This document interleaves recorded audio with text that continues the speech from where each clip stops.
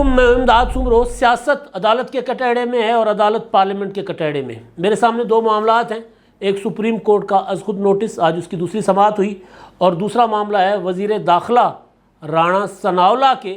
Warrant گرفتاری جاری کر دیے گئے ہیں گجرانوالہ کی عدالت سے۔ وہ معاملہ ہے، اور جو عدالت کا معاملہ ہے، از خود نوٹس کا معاملہ، اس کے اوپر پارلیمنٹ میں اچھی خاصی گرما گرمی ہوئی ہے، بلکہ جوشیلی تقریر ہوئی ہے، اور تقریر بھی خواجہ آصف صاحب کی۔ انہوں نے تاریخ سامنے رکھ دی، اور تاریخ کا ہر طالب علم خواجہ آصف کی کسی بھی بات سے اختلاف نہیں کر سکتا۔ جس کو تاریخ کی حقیقتوں کا پتہ ہو، جن کو پتہ ہو کہ کس طرح پاکستان کے ساتھ عدالتی انصاف کے نام پر کھلواڑ ہوتے رہے، تو اس کو انکار نہیں، وہ انکار نہیں کر سکتا۔ آج ہم جہاں کھڑے ہیں، لے آئی پھر کہاں پر قسمت ہمیں کہاں سے، یہ تو وہی جگہ ہے، گزرے تھے ہم جہاں سے۔ عدالتی نظام، ہماری عدلیہ ہماری سیاست کو آگے بڑھنے ہی نہیں دیتی۔ ہر دوسرے تیسرے سال کے بعد، پانچویں سال کے بعد جوڈیشل ایکٹیویزم کے نام پر اسٹک کر دیا جاتا ہے، من پسند فیصلے کیے جاتے ہیں، آئین ریرائٹ کیا جاتا ہے، اور پھر کہا جاتا ہے کہ جی آئین ہمارے دروازے پر دستک دے رہا ہے۔ آج چیف جسٹس، محترم چیف جسٹس عمر عطا بندیال صاحب نے یہی بات کی کہ آئین ہمارے دروازے پر دستک دے رہا ہے۔ آئین کی اصل دستک تو ہوتی ہے مارشل لاؤ میں، جب آئین کو ردی کی ٹوکری میں پھینکا جاتا ہے، جب کاغذات کا ایک ٹکڑا کہہ کر عامر اس کو گٹر میں بہا دیتے ہیں، اس وقت آئین چیخ چیخ کر عدلیہ کو پکار رہا ہوتا ہے، اور اس وقت ہماری عدلیہ مزے لے لے کر آمروں کے ساتھ بغل گیر ہو رہی ہوتی ہے، انعام و اکرامات جو ہوتی ہے وہ لے رہی ہوتی ہے۔ اور اب جب پاکستان میں آئینی نظام ہے، پاکستان میں لولی لنگڑی صحیح جمہوریت ہے، پاکستان میں پولیٹیکل سسٹم ہے، تو اس وقت آئین کو ری رائٹ کرنے والے، جنہوں نے خود یہ بحران پیدا کیا ہے 63A کی تشریح کر کے، وہ آج کہہ رہے ہیں کہ آئین ہمیں پکار رہا ہے۔ چلیں جی، آئین کی پکار سننے والوں پر ہم آتے ہیں، لیکن پہلے یہ جو خواجہ اپنا رانا ثناءاللہ صاحب کے گرفتاری کے وارنٹ جاری ہوئے وزیر داخلہ کے، اب عدالت کا وارنٹ ہے، ہم اس پر کچھ نہیں کہہ سکتے سوائے اس کے کہ میں صرف وہ جو اخبار نے خبر چھاپی ہے دنیا نیوز نے، وہ میں آپ کو پڑھ کر سناتا ہوں۔ اور اس خبر میں کیا کہا گیا ہے جی؟ خبر میں کہا جا رہا ہے کہ جن انسداد دہشت گردی عدالت نے وفاقی وزیر داخلہ رانا ثناءاللہ کے وارنٹ جاری کر دیے۔ میں حیران پریشان کی جی، وزیر داخلہ کے وارنٹ گرفتاری اور دہشت گردی کی عدالت سے کون سا مقدمہ ہے؟ پھر میں آگے جا کر پڑھتا ہوں تو پتہ چلتا ہے کہ انسداد دہشت گردی عدالت نے گجرات کے تھانہ انڈسٹریل ایریا میں رانا ثناءاللہ کے خلاف درج ایک مقدمے میں وفاقی وزیر داخلہ کے قابل ضمانت وارنٹ گرفتاری جاری کرتے ہوئے پولیس کو انہیں 7 مارچ کو گرفتار کر کے پیش کرنے کا حکم دیا۔ رانا ثناءاللہ کے خلاف 5 اگست 2022 کو کاف لیگ کے مقامی رہنما شاہکاز اسلم کی مدعیت میں انسداد دہشت گردی کی دفعات کے تحت مقدمہ درج کیا گیا تھا، جس میں ان پر چیف سیکرٹری اور ان کے اہل خانہ کو جان سے مارنے کی دھمکیاں دینے کا الزام ہے۔ اب مزے کا خیز جو چیز ہے نا FIR میں، وہ یہ ہے کہ تو کون میں خام خواہ، ٹھیک ہے نا۔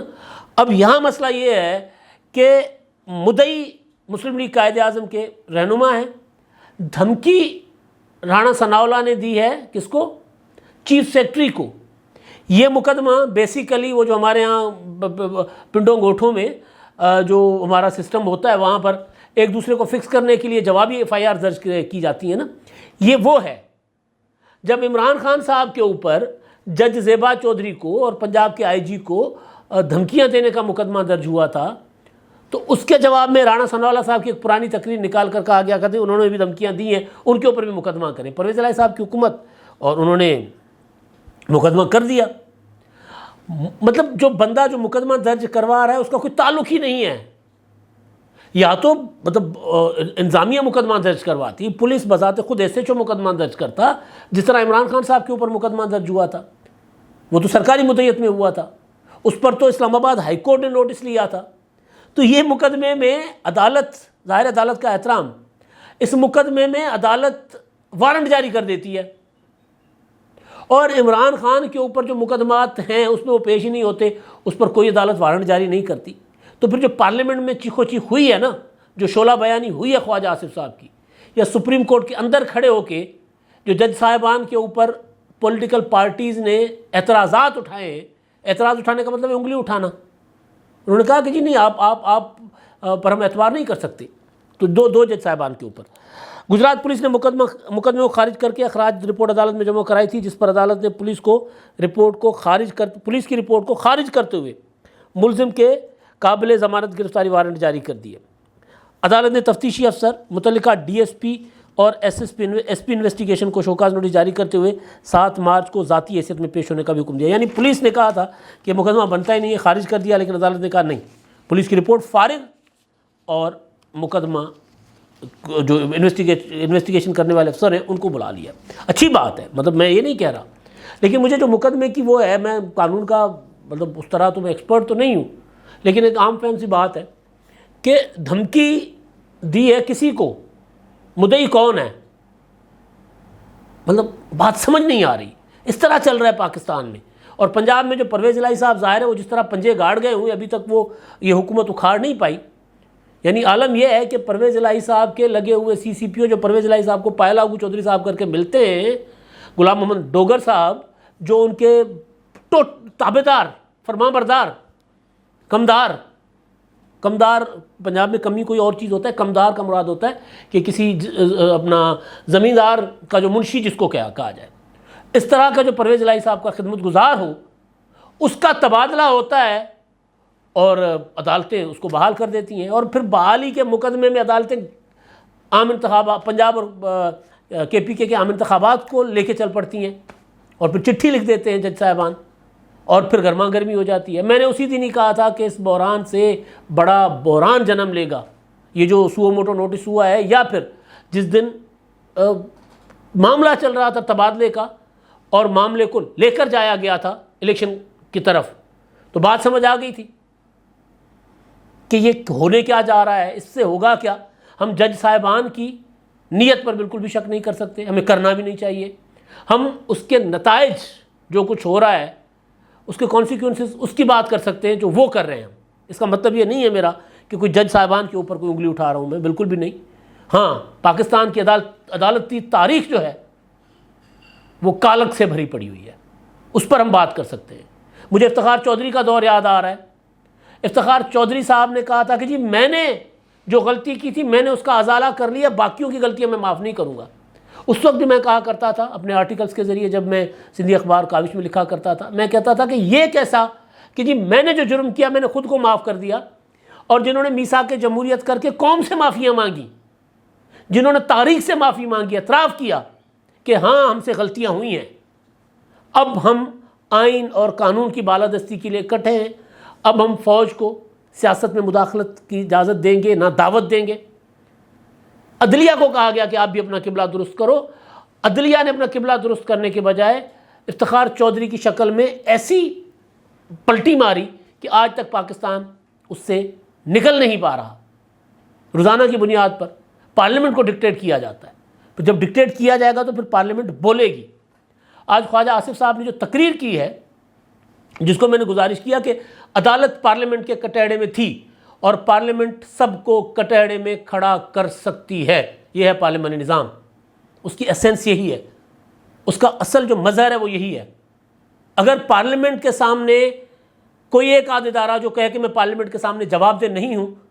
تو پھر یہ پارلیمانی جمہوری نظام صحیح نہیں چل سکتا۔ ہم سے غلطی یہی ہوئی ہے، ہم نے 18ویں ترمیم میں کسی کی بھی محبت میں اگر جوڈیشل کمیشن جو تھا، وہ پارلیمانی کمیشن جو تھا ججز کے تقرر اور ججز کے برخاست کرنے کے لیے، ججز کی امپیچمنٹ کے لیے جو بننا تھا، وہ ہم نے بننے نہیں دیا، وہی ہم سے چوک ہو گئی، اور اسی کا آج بھی ہم خمیازہ بھگت رہے ہیں کہ تحریک عدم اعتماد کی جو آئین کا آرٹیکل ہے اس کو ری رائٹ کیا جاتا ہے۔ کہا جاتا ہے کہ جی کسی پولیٹیکل پارٹی کا منحرف رکن اگر اپنی پارٹی کے اگینسٹ تحریک عدم اعتماد میں یا وزیر اعلیٰ یا وزیر اعظم کے انتخاب میں ووٹ دے گا تو ووٹ کاؤنٹ نہیں ہوگا۔ ووٹ کاؤنٹ نہ ہونے کا تو تصور کہیں ہوتا ہی نہیں ہے، لیکن ری رائٹ کیا گیا ان کو، اور پھر آج کہا جا رہا ہے کہ جی آئین ہمارے دروازے پر دستک دے رہا ہے۔ آج جو سماعت ہوئی ہے، اس سماعت میں پیپلز پارٹی کے جو وکیل سینیٹر فاروق ایچ نائک نے پیپلز پارٹی، مسلم لیگ نون، JUIF کی طرف سے، یعنی وفاقی حکمران اتحاد کی طرف سے اپنا نوٹ پڑھ کر سنایا، جس میں انہوں نے، میں موٹا موٹا بتا دیتا ہوں، جس میں انہوں نے کہا ہے کہ جی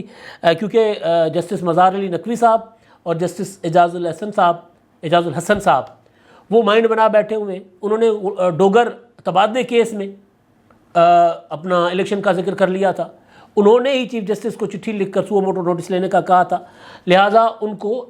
نہ صرف اس بینچ سے الگ ہونا چاہیے بلکہ ان کو ہمارے مقدمات، مسلم لیگ نون وغیرہ کے مقدمات بھی نہیں سننے چاہیے۔ تو ایک تو یہ ہو گیا۔ دوسرا، سماعت کے دوران جو اطہر من اللہ صاحب ہیں انہوں نے سوال کیا فاروق ایچ نائک سے کہ کیا آپ کے خیال میں فل کورٹ نہیں بننا چاہیے اس معاملے پر؟ تو انہوں نے کہا کہ جس پر میں اپنی پارٹیوں سے، موکلین سے رائے لے کر آپ کو بتاؤں گا۔ فل کورٹ ریفرنس بالکل بننا چاہیے۔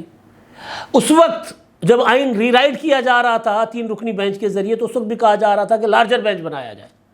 پاکستان کی تمام بار کاؤنسلز، بار ایسوسیشنز مطالبہ کر رہی تھیں، پاکستان کی گورنمنٹ مطالبہ کر رہی تھی، اٹارنی جنرل چیخ چیخ کر کہہ رہے تھے کہ حضور 3 بندے نہ سنے، اس کو لارجر بینچ بنایا جائے، نہیں بنایا گیا تھا۔ تو اب جب یہ سوال اٹھے اور سینئر موسٹ جج صاحبان جو ہیں، قاضی فائز عیسیٰ صاحب اور جسٹس طارق مسعود صاحب، سردار طارق مسعود صاحب، ان کو شامل نہیں کیا گیا بینچ میں،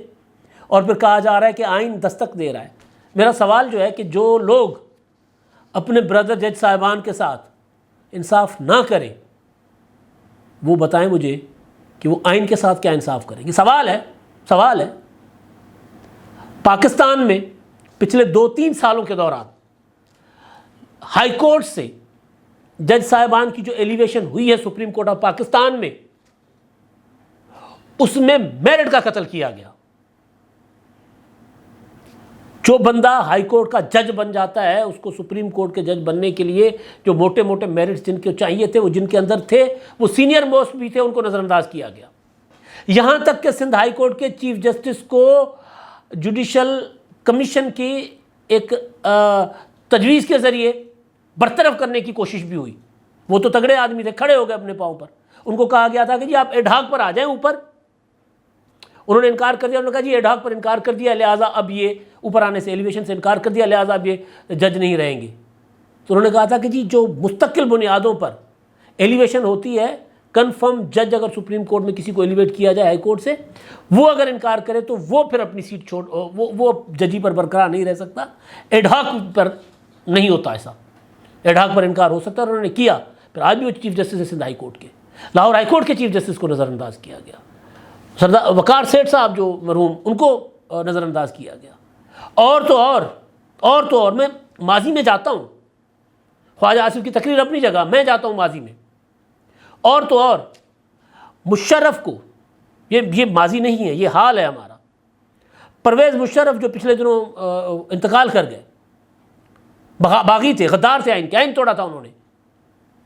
ان کو آرٹیکل 6 کے تحت سزا سنانے والی اسپیشل عدالت کو لاہور ہائی کورٹ کے جج صاحبان نے ختم کر دیا۔ پھر ہمیں کہتے ہیں بیٹھ کر کہ جی ہمیں آئین آواز دے رہا ہے، ہمیں آئین دستک دے رہا ہے۔ پیچھے چلتے ہیں جی، میں نے گزارش کی تھی کل بھی اپنے ویلاگ میں کہ یہ جو بحران ہے نا، یہ 63 کی تشریح کی وجہ سے ہے،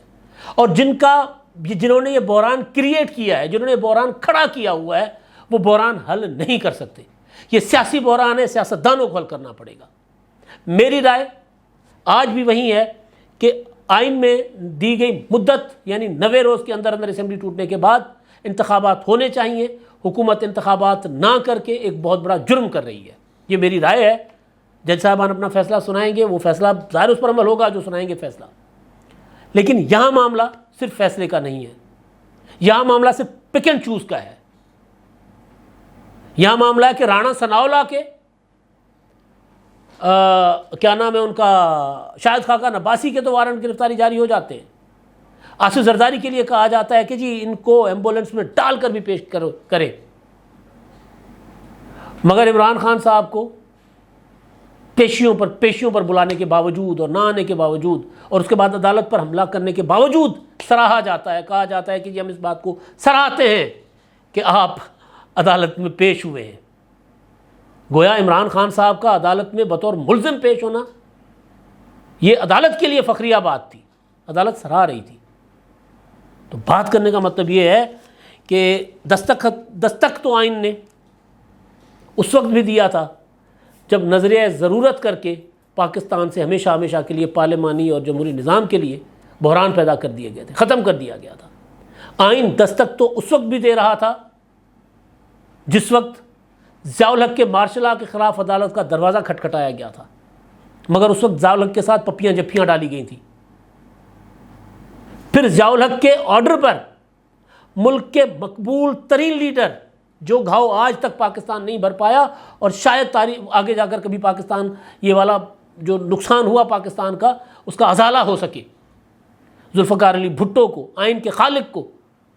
عدالتی قتل کیا گیا۔ اس وقت بھی آئین آپ کے اوپر دستک دے رہا تھا۔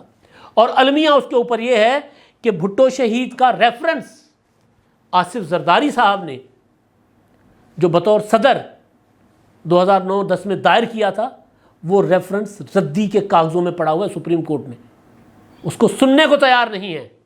افتخار چودھری نے کہا تھا ہم نے اپنی غلطی کا ازالہ کر لیا، ہم باقیوں کو سزا دیں گے۔ اگر غلطیاں ان کی ہیں تو آپ کی ان سے کہیں زیادہ ہیں افتخار چودھری صاحب۔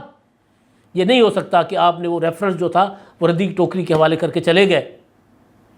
یہ نہیں ہے، صرف 3 مارشل لاؤں کو جائز قرار دیا، ایک ڈکٹیٹر کو آئین میں ترمیم کا اختیار اور 3 سال تک اقتدار میں رہنے کا آرڈر دیا، فیصلہ دیا، لیگل کر دیا کہ عامر کا جو ہے وہ 3 سال اقتدار جائز ہے۔ پھر اس کو باوردی صدارتی الیکشن لڑنے کی اجازت بھی دی۔ ایک وزیر اعظم کو عدالتی قتل کیا، 2 وزیر اعظموں کو نااہل کیا، نواز شریف اور یوسف رضا گیلانی۔ اور نواز شریف جو بھٹو اور بے نظیر شہید کے بعد ملک کے سب سے پاپولر لیڈر تھے اور پنجاب کے پہلے عوامی لیڈر، اس سے پہلے پنجاب سے اس طرح کا عوامی لیڈر کوئی نہیں آیا، اس کو، نواز شریف کو، اس کی سیاست پر پابندی لگا دی، اس کو تاحیات نااہل کر دیا، ٹی وی پر، میڈیا پر اس کی نشریات پر پابندی لگا دی۔ آئین تب دستک دے رہا تھا مگر اس وقت کانوں میں روئی ڈالی گئی تھی۔ اس کے علاوہ عمران خان صاحب کو صادق اور امین کا سرٹیفکیٹ دیا، اس وقت بھی آئین چیخ رہا تھا کہ اس طرح یہ کام آپ کا کرنے کا نہیں ہے، مگر آپ نے کام یہ کیے۔ آج میں توقع کرتا ہوں ہماری عدالت سے کہ وہ ہمارے آئین کے ساتھ انصاف کریں گے، اور توقع کرتا ہوں پارلیمنٹ سے کہ وہ اپنے اختیار اور اپنی سپرمیسی کے لیے کھڑی رہے گی۔ اب تک کے لیے اتنا ہی، اللہ حافظ۔